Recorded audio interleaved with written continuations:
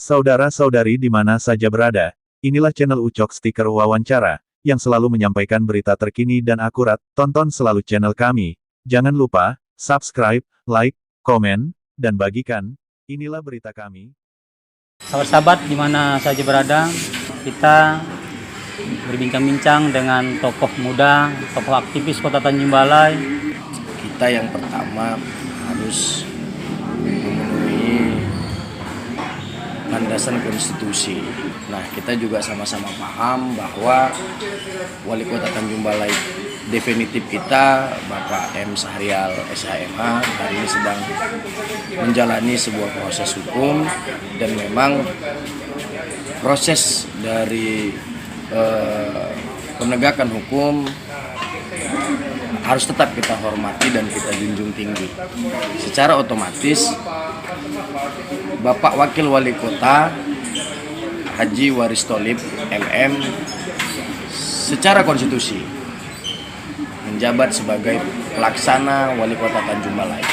Dan hari ini keputusan itu bersifat final dan mengikat. Sebagai masyarakat Tanjung Balai, mau suka dan tidak suka, kita harus menghormati keputusan konstitusi yang ada. Dan kita harus akui bahwa Wali Kota Tanjung Balai hari ini diemban oleh pelaksana tugas Wakil Wali Kota Tanjung Balai, abangda kita Haji Waris Tholib. Kalau sebagai penggiat sosial dan pemerhati sosial, saya pikir terlalu prematur kalau kita bilang pelaksana tugas wali kota hari ini lebih condong kepada pencitraan. Karena apa?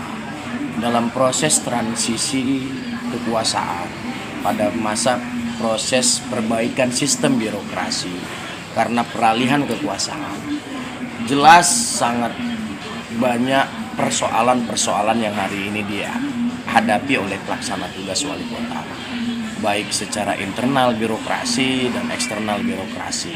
Belum lagi bicara progres pelayanan publik.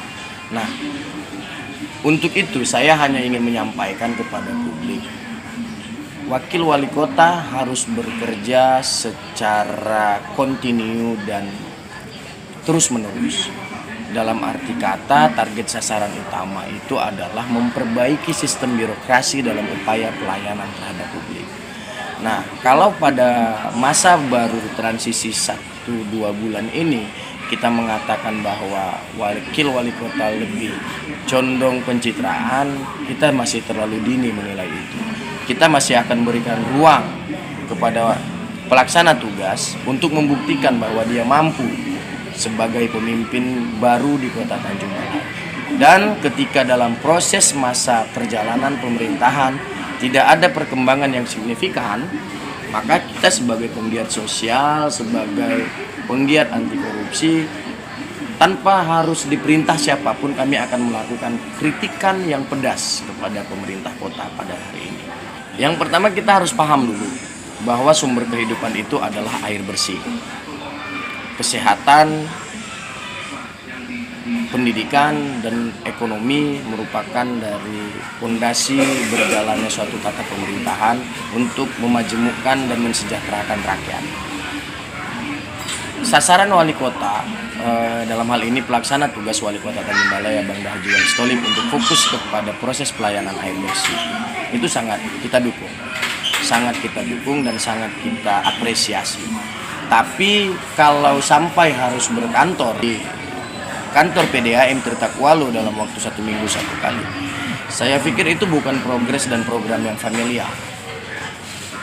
Kita harus mampu menempatkan direktur yang benar-benar profesional dan benar-benar bekerja untuk rakyat.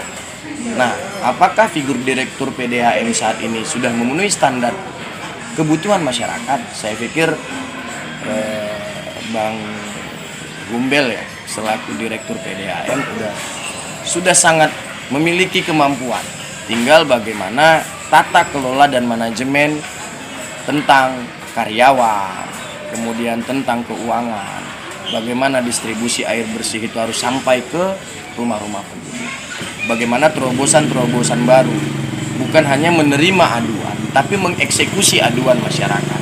Nah, kebanyakan hari ini kepala daerah dan direktur PDAM hanya menerima aduan, tapi tidak melakukan eksekusi terhadap aduan. Makanya problem di PDAM terus meningkat. Aduan diterima, tapi tidak dieksekusi. Nah, hari ini saya lebih kepada sebuah prinsip melakukan action kerja itu masih lebih baik daripada kita 1000 berkata-kata. Yang pertama kita melihat dari riak publik. Riak publik ini maksudnya adalah konsumen. Selama masa kepemimpinan beliau, riak publik itu begitu terkontrol dengan baik. Menandakan bahwa kritik yang diberikan masyarakat sudah jauh berkurang dari masa-masa direktur sebelumnya. Menandakan bahwa ada progres kerja yang dibuat oleh Direktur PDAM Tirta Kuala. Terima kasih telah menonton berita kami. Tonton berita kami selanjutnya di channel Ucok Stiker Wawancara. Tapi jangan lupa, subscribe, like, komen, dan bagikan. Semoga penonton selalu sehat dan sukses dalam beraktivitas.